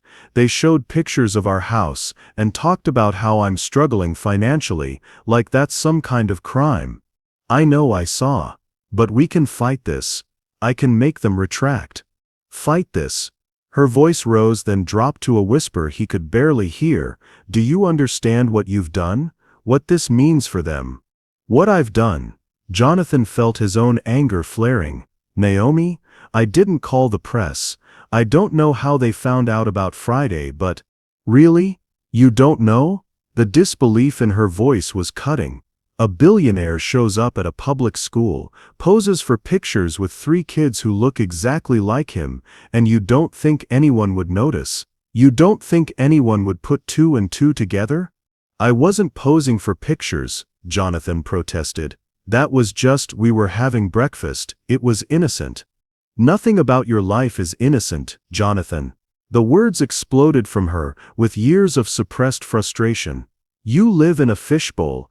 Everything you do gets scrutinized, analyzed, turned into entertainment for people who don't give a damn about the real human beings involved. Jonathan opened his mouth to argue, but she wasn't finished. Do you know what Caleb asked me when he got home from school today? He asked if he was illegitimate. A 6-year-old shouldn't even know that word, but some kid on the playground heard it on the news and decided to share. Her voice cracked. Do you know what I told him? Jonathan's throat was too tight to speak. I told him that he was wanted and loved and perfect, and that some people say mean things when they don't understand beautiful families. But how long do you think that answer is going to work? How long before they start believing what the world is saying about them? About us? The questions hit like accusations because they were accusations. Jonathan had brought this chaos into their lives. His world, his reputation, his family's legacy, all of it had followed him to a simple school breakfast and turned it into a media circus. Naomi, please. Let me fix this. Fix it? Her laugh was hollow. How do you fix this, Jonathan? How do you unring this bell? The entire internet now knows where my children go to school, where we live, what car I drive. There are photographers outside our house. Our neighbors are getting offered money for quotes about our lifestyle. Jonathan felt the walls of his carefully constructed world closing in. This was exactly what he'd been afraid of 3 years ago. The media attention, the scrutiny, the way his world consumed everything it touched, but he'd been worried about protecting himself. Then, now faced with the reality of how it was affecting his children, the fear was exponentially worse. Come stay at my place, he said desperately. All of you, I have security, privacy, they can't get to you there. Your place? The ice in her voice could have frozen fire. So we can be your kept family? Your secret shame tucked away in your penthouse while you figure out how to spin this for maximum damage control. That's not what I meant. Isn't it? Naomi's voice was deadly quiet now. Because that sounds exactly like something the old Jonathan would suggest. Hide the problem, control the narrative, protect the Whitmore reputation above all else. I'm not the old Jonathan, he said, but even as the words left his mouth, he could hear how weak they sounded. Aren't you? She challenged. Because the Jonathan I used to know would be on the phone with his publicist right now, figuring out how to make this go away with the least amount of damage to his image. He'd be calculating the cost-benefit analysis of acknowledging his children versus denying paternity. He'd be wondering if paying me to disappear again might be cheaper than dealing with the media long-term. Each word was a scalpel, cutting away his defenses with surgical precision. Because she was right, part of him had already been thinking those exact thoughts. The automatic responses of a man who'd spent his adult life treating every crisis as a business problem to be solved. That's not fair, he said weakly. Fair? Naomi's composure finally shattered completely. What's not fair is 3 innocent children becoming tabloid fodder because their father decided to play house for one morning without thinking about the consequences. What's not fair is having to explain to Sophia why strangers are asking questions about whether mommy trapped daddy with babies. What's not fair is Ethan asking me if he should change his last name because people at school are saying mean things about the Richards family. Jonathan felt something die inside his chest. Ethan wants to change his name. All of them do, Naomi said, and now she was crying. They want to disappear, Jonathan. My beautiful, confident children want to hide because being associated with you has made them targets. The words hit him like a physical assault. Everything he'd touched, everything he'd tried to build with them over the past week, had turned to poison in his hands. Naomi, please. We can work through this. We can. No. Her voice was final, carved from stone. No, we can't. This is exactly why I left 3 years ago. This is exactly why I never told you about them in the first place. Because your world destroys everything it touches, and I won't let it destroy my children. Our children, Jonathan corrected desperately. No, she said again, and each word was a nail in a coffin. They were our children for exactly 1 week, 7 days when you got to play father without any of the real consequences. But the moment your world came calling, the moment things got complicated, you started looking for ways to manage the situation instead of protect them. That's not true, isn't it? Tell me, Jonathan. What was your first instinct when your assistant called? Was it to rush over here and make sure we were okay? Or was it to call your lawyers and start damage control? The question hung in the air like poison gas, because they both knew the answer. Jonathan's first instinct had been exactly what she'd said: protect the company, manage the crisis, control the narrative. Just like his father would have done. I love them, he said quietly, and it was the truest thing he'd ever spoken. I know you do, Naomi replied, and for a moment her voice was soft, heartbroken instead of angry. But love isn't enough, Jonathan. It wasn't enough 3 years ago, and it's not enough now. Your love comes with a price tag that my children can't afford to pay. What if I walked away from it all? The words tumbled out before he could stop them. The company, the money, the public life. What if I gave it all up? The silence stretched so long he wondered if the call had dropped. You can't, Naomi said finally. And even if you could, you wouldn't. Because that world isn't just your career, Jonathan, it's who you are. It's in your DNA, just like it's in theirs. And someday, that's going to matter. What are you saying? I'm saying we're done, she said, and her voice was steady now, resolved. I'm saying that I'm taking the children and we're leaving town until this dies down. I'm saying that when we come back, I don't want to see you again. Naomi, don't. The word was sharp enough to cut. Don't make this harder than it already is. Don't make promises you can't keep or offer solutions to problems you created. Just let us go, Jonathan. Let us go and stay gone this time.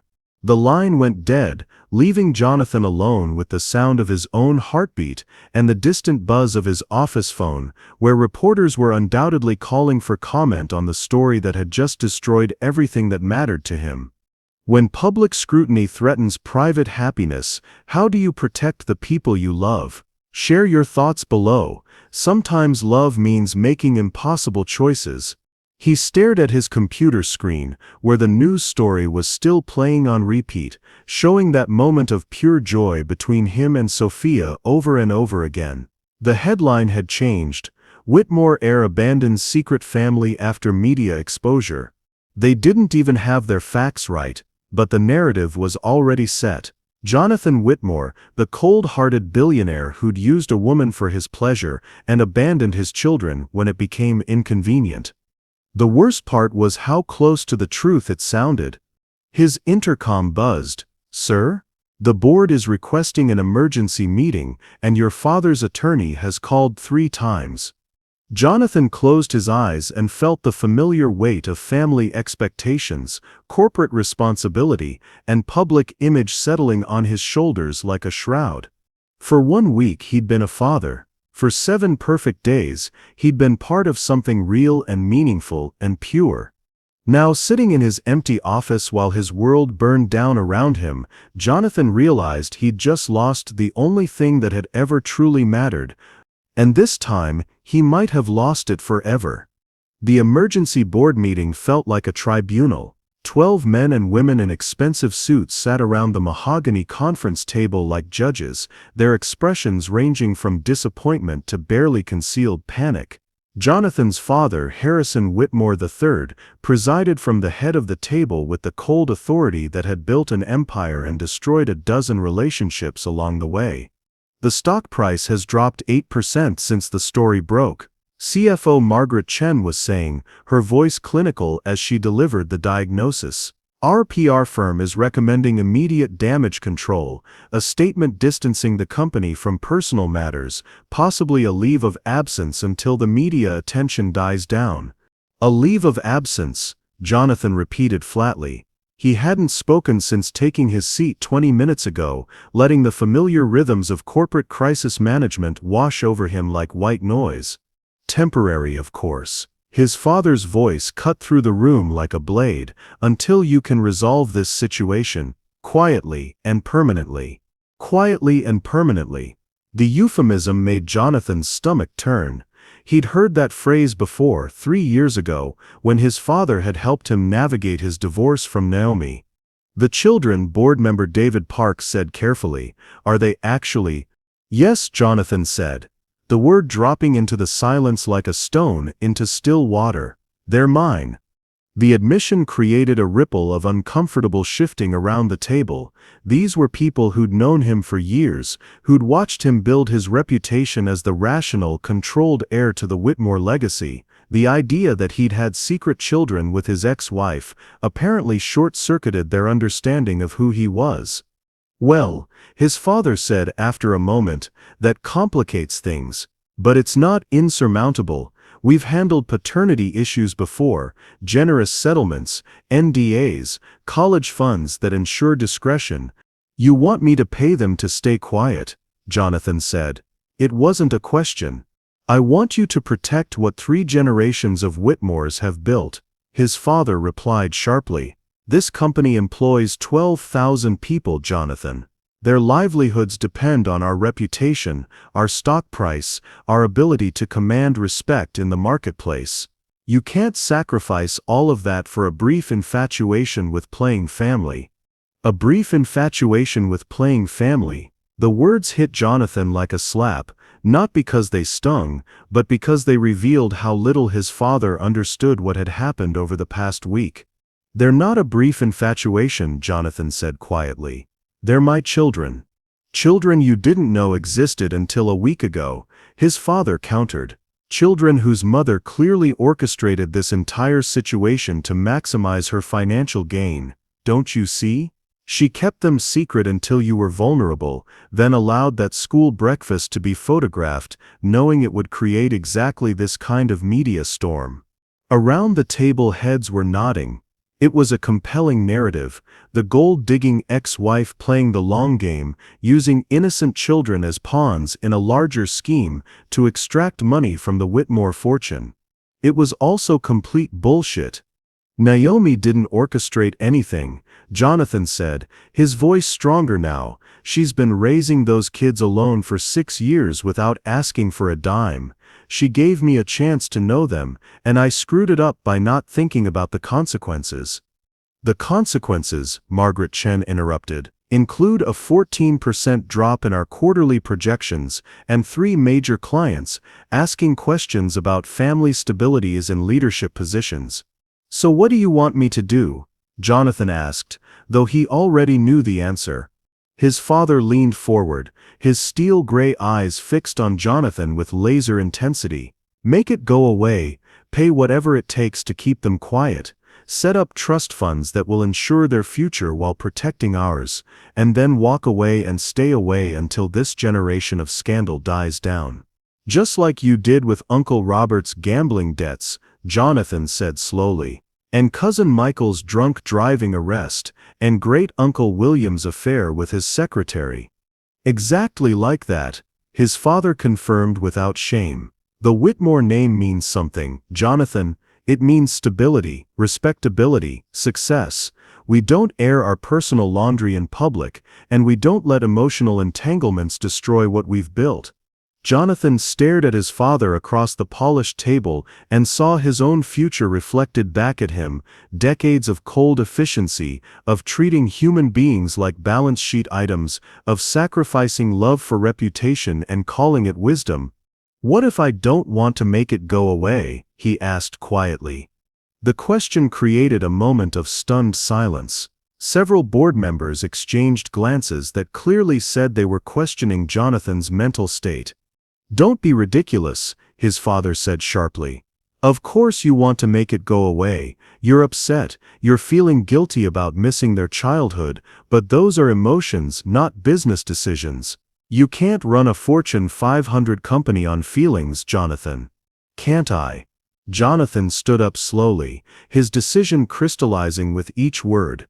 "Because sitting here right now, listening to all of you discuss my children like they're public relations problems, I'm feeling pretty clear about what matters to me."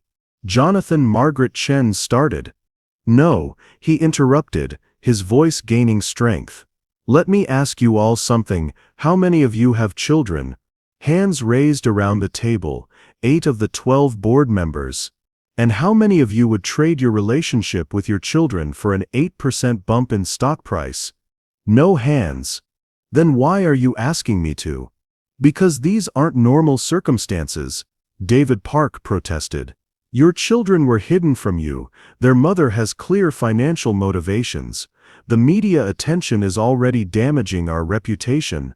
"The media attention," Jonathan said, cutting him off, "is damaging our reputation because we're treating it like something shameful, because we're acting like having children is a scandal instead of a blessing."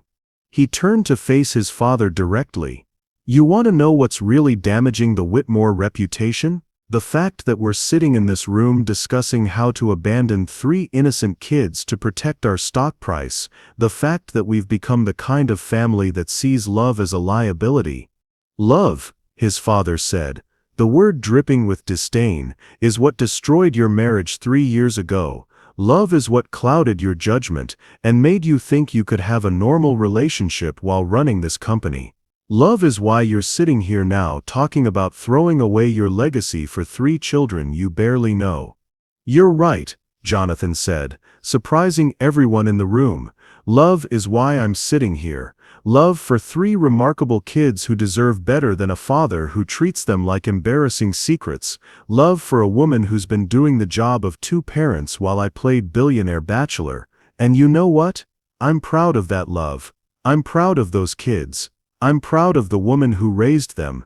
He walked to the window overlooking the city skyline, the kingdom he'd inherited, the empire built on 3 generations of Whitmore ambition and emotional sacrifice. "I spent 3 years convincing myself that walking away from Naomi was the mature thing to do," he continued, his back still to the room. "I told myself I was protecting her from the complications of my world. But the truth is, I was protecting myself from having to choose between what I wanted and what was expected of me." "And now?" his father asked, his voice dangerously quiet. Jonathan turned around and looked at the 12 faces staring back at him, people who'd known him since childhood, who'd watched him grow up in this world of calculated decisions and strategic relationships. "Now I'm choosing them," he said simply. "I'm choosing my children. I'm choosing to fight for my family instead of managing them like a crisis." "If you walk out of this room," his father said, standing slowly, "if you choose to prioritize this infatuation over your responsibilities to this company, then you're choosing to walk away from everything we've built, everything we are." "Everything you are," Jonathan corrected. "This company, this reputation, this legacy, it's all yours, Dad. It always has been. You built it, you shaped it, you made it into something that requires sacrificing human connection for professional success. Well, I don't want that legacy anymore." "You're making a mistake," Margaret Chen said urgently. "The Tokyo merger alone is worth $2 billion. The community development projects, the charitable foundations, the thousands of jobs, you're walking away from all of that." "I'm walking towards something more important," Jonathan replied. I'm walking toward a chance to be the kind of father my children deserve. The kind of man who fights for what matters instead of hiding behind lawyers and NDAs. He moved toward the door, then paused and looked back at his father one last time. You asked me once how many people I keep, people who love me when I'm broke and broken. 3 years ago the answer was 0, but I just found 3 children who were happy to see me because I remembered to bring soy chocolate milk. I found a woman who's been protecting our kids from exactly this kind of toxic thinking for 6 years, and if I have to choose between keeping them and keeping your approval, he shrugged. Well, they never asked me to be perfect, they just asked me to show up. Jonathan, his father's voice carried a warning that had terrified him as a child, motivated him as a young man, and controlled him as an adult. I love you, Dad, Jonathan said quietly. But I'm done being afraid of disappointing you. I'm more afraid of disappointing them. He walked out of the boardroom past his assistant's shocked expression, past the mahogany and marble and polished brass that had defined his world for 37 years. In the elevator, as the floors counted down toward street level, Jonathan pulled out his phone and scrolled to Naomi's number. It had been 6 hours since their devastating conversation, 6 hours since she'd told him they were done. But maybe, if he could prove that he was finally ready to choose them over everything else, maybe there was still a chance. Maybe it wasn't too late to become the man his children needed him to be. The elevator doors opened and Jonathan Whitmore walked out of his old life and toward the most important fight of his new one. When everything you've built conflicts with everything you love, how do you choose? Drop your thoughts below. Sometimes the hardest decisions are the ones that matter most. The elementary school parking lot was nearly empty at 3:47 p.m., most children already collected by parents or loaded onto buses heading home. Jonathan sat in his car, not the Bentley this time, but a simple sedan he'd borrowed from his building's concierge, watching the stragglers emerge from after-school programs. He'd been there for 2 hours, hoping to catch a glimpse of his children, to see for himself that they were okay. The media circus had died down over the past 3 days since his dramatic exit from Whitmore Industries, but he knew the damage had been done. Naomi had made it clear they were leaving town, disappearing back into the anonymous life she'd built away from his toxic world. A familiar Toyota pulled into the lot, and Jonathan's heart clenched. Naomi emerged, looking exhausted, her usual grace replaced by the brittle efficiency of someone running on fumes and determination. She'd aged years in the past week, and Jonathan knew he was responsible for every line of worry around her eyes. She was alone, no children. Jonathan got out of his car and approached carefully, the way someone might approach a wounded animal, slowly, hands visible, posing no threat. Naomi. She spun around, her face cycling through surprise, anger, and something that might have been relief before settling into wary neutrality. Jonathan. What are you doing here? Waiting for you, he said simply. I need to talk to you. Please. There's nothing to talk about. I told you. I quit, he interrupted. I walked out of the board meeting 3 days ago and quit everything. The company, the foundation, the whole Whitmore empire. I'm done with all of it. Naomi stared at him for a long moment, processing this information. You quit your family's company. I chose a different family, Jonathan said quietly. If they'll have me. He saw her walls waver, saw the hope she was trying so hard to suppress. Jonathan, you can't just… Where are they? He asked, looking around the empty parking lot. Are they okay? Are they safe?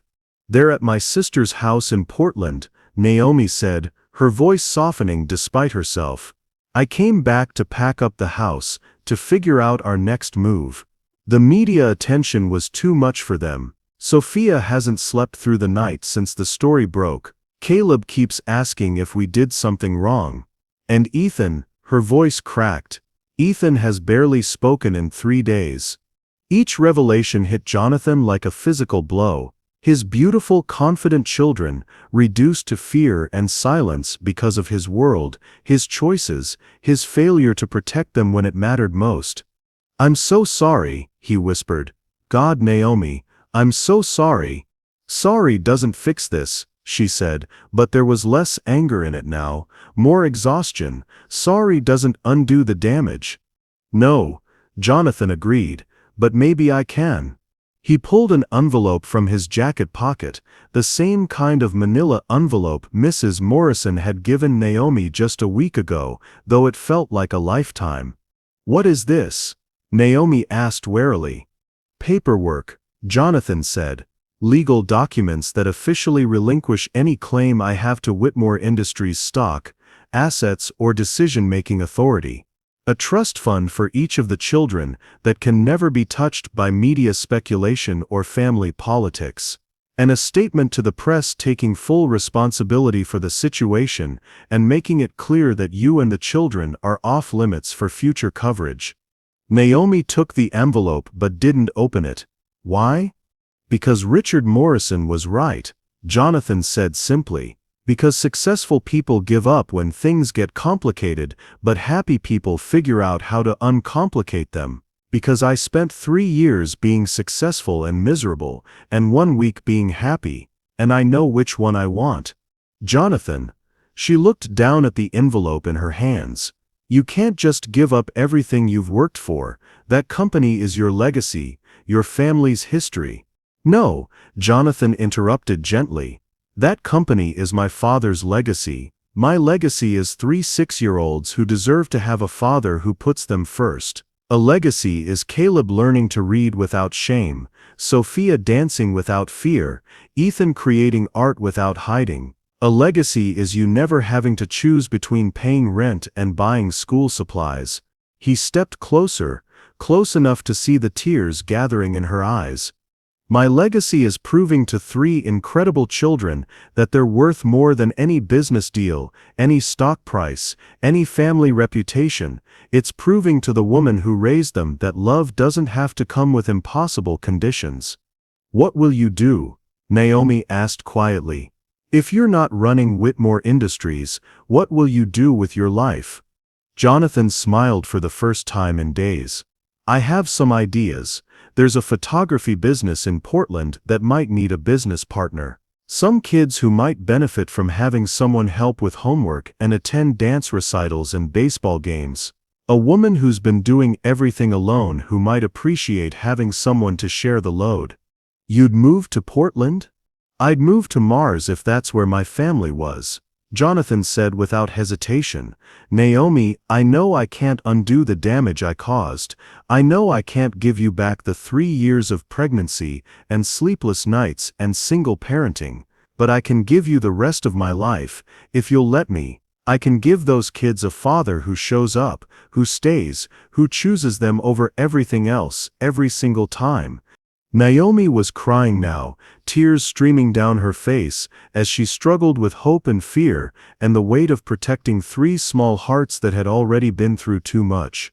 "They've been hurt," she said, her voice breaking. "By the media, by the scrutiny, by the whole situation. Sophia asked me yesterday if having a daddy was worth all the mean people saying bad things about us." Jonathan felt his heart break completely. "What did you tell her?" "I told her that the right daddy would never let mean people hurt his family," Naomi whispered. "I told her that the right daddy would protect us, not put us in danger."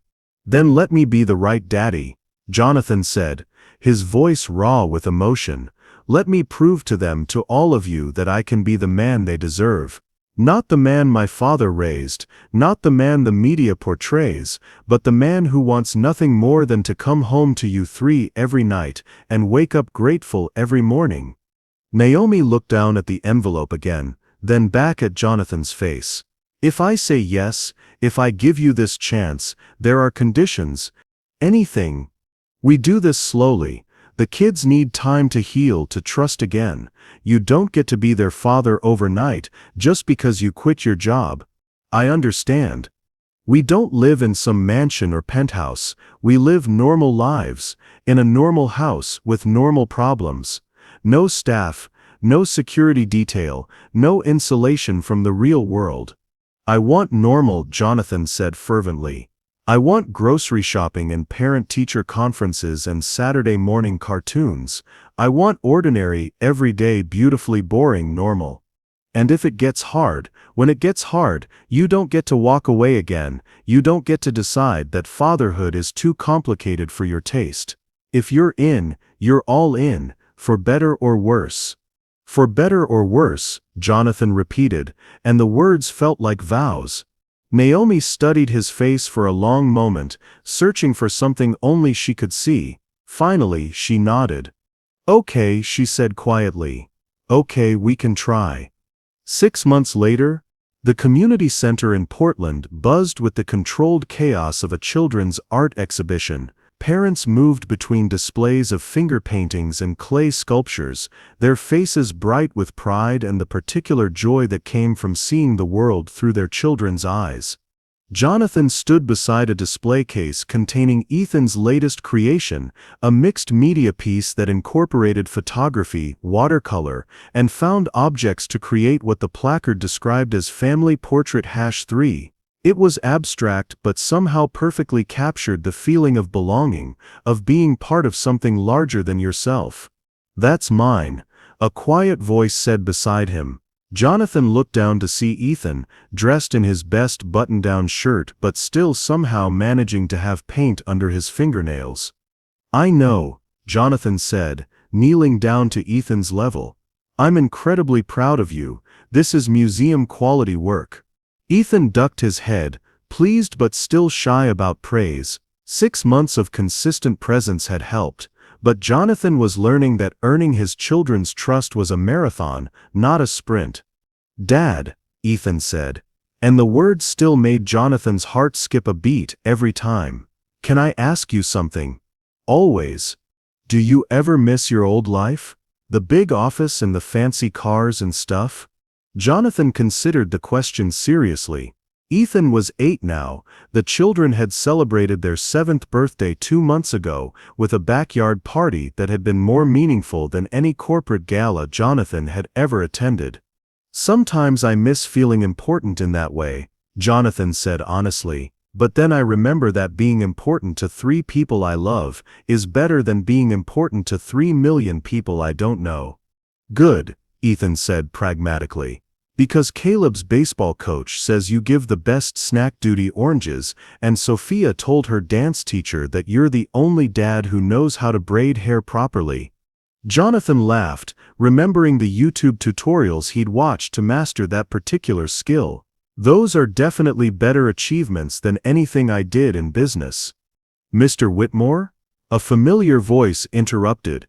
Jonathan looked up to see Principal Garcia approaching with a warm smile. I wanted to thank you for the art supply donation. The children are so excited about the new pottery wheels. It's my pleasure, Jonathan said, standing up. And it's Mr. Richards now, actually. I took my family's name. It was true, one of the many changes he'd made in building his new life. Jonathan Richards worked as a business consultant for small nonprofits, taught financial literacy at the community center, and had recently started a foundation that provided arts education funding for underserved schools. He made a fraction of his former income, and had never been happier. Daddy, Sophia appeared at his elbow in a whirlwind of energy and excitement, her dress covered in glitter from her own art project. Did you see my painting? It's the one with all of us at the beach house. The beach house was a modest rental they'd gotten for a long weekend the previous month, nothing like the luxury vacations of Jonathan's previous life, but infinitely more meaningful because they'd been together, building sandcastles and collecting shells and learning how to be a family. I saw it, Jonathan said, scooping Sophia up for a hug. It's beautiful. You captured the sunset perfectly. I learned that from Mama, Sophia said proudly. She taught me about how light makes colors different. Naomi appeared as if summoned, carrying a plate of homemade cookies and wearing the kind of smile that made Jonathan fall in love with her all over again on a daily basis.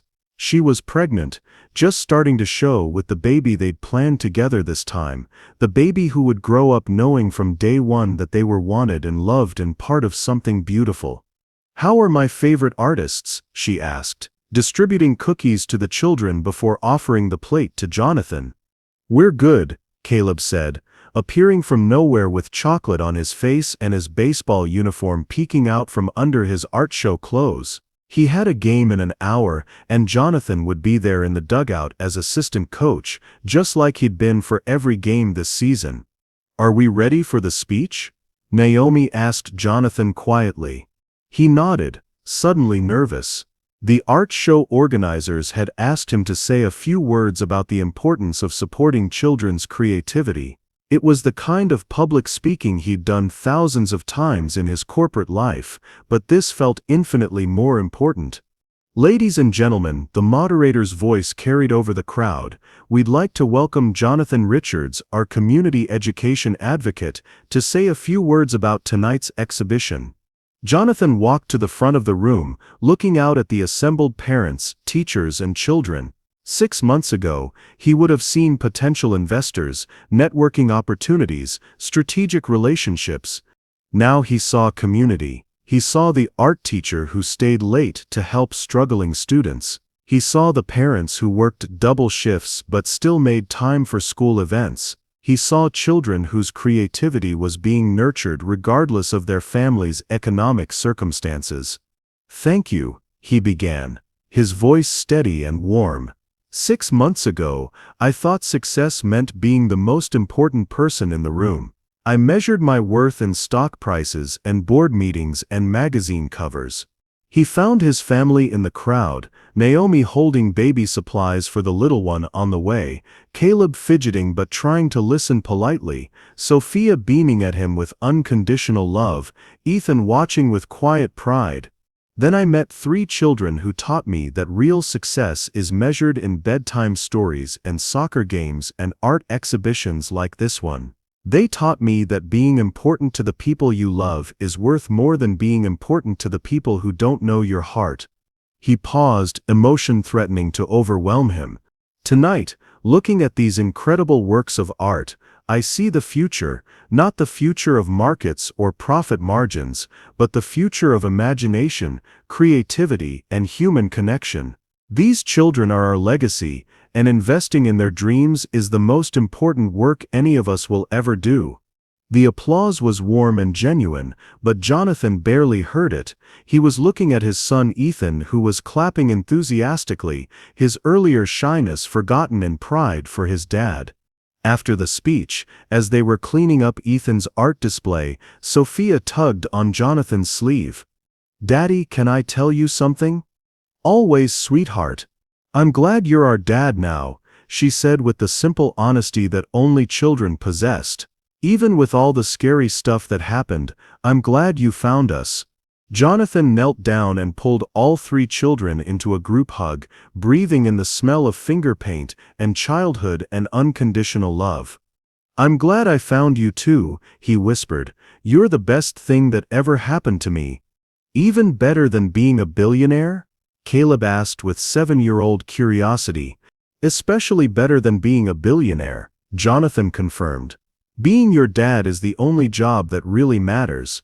As they walked to the car, Naomi's reliable Toyota, which Jonathan had learned to love because it represented everything real and honest about their life together, Naomi slipped her hand into his. "Any regrets?" she asked quietly. Jonathan looked at his family piling into the car, bickering good-naturedly about who got to choose the radio station, their faces bright with the security of being loved and wanted and protected. "Only one," he said, squeezing her hand. "I regret that it took me so long to realize that everything I was looking for was right here all along." What do you think true success really looks like? Share your thoughts below. Sometimes the most important victories are the quiet ones that happen at home. Naomi smiled and stood on her toes to kiss him gently. "Well," she said against his lips, "we have the rest of our lives to make up for lost time." And as they drove home through the Portland evening, 3 children chattering in the back seat, and another baby growing safely in Naomi's belly, Jonathan Richards knew with absolute certainty that he had finally found his true legacy. It wasn't written in stock reports or business magazines. It was written in bedtime stories and art projects in the sound of children calling him Daddy. And it was worth everything he'd given up to get there. This emotional journey explored themes of second chances, the true meaning of success, and the courage it takes to choose love over legacy. Jonathan's transformation from a cold businessman to a devoted father shows us that it's never too late to become the person your heart knows you're meant to be. Thank you for following this story of unexpected love and family redemption. Sometimes the best inheritance we can leave isn't money or power, it's the legacy of choosing the people we love, no matter the cost. If you enjoyed this story, you will surely love the next one. It's as crazier and more intriguing as you can ever imagine. So do check it out. Click on the image showing on your screen right now to watch the next one. Thank you for watching this story to the end.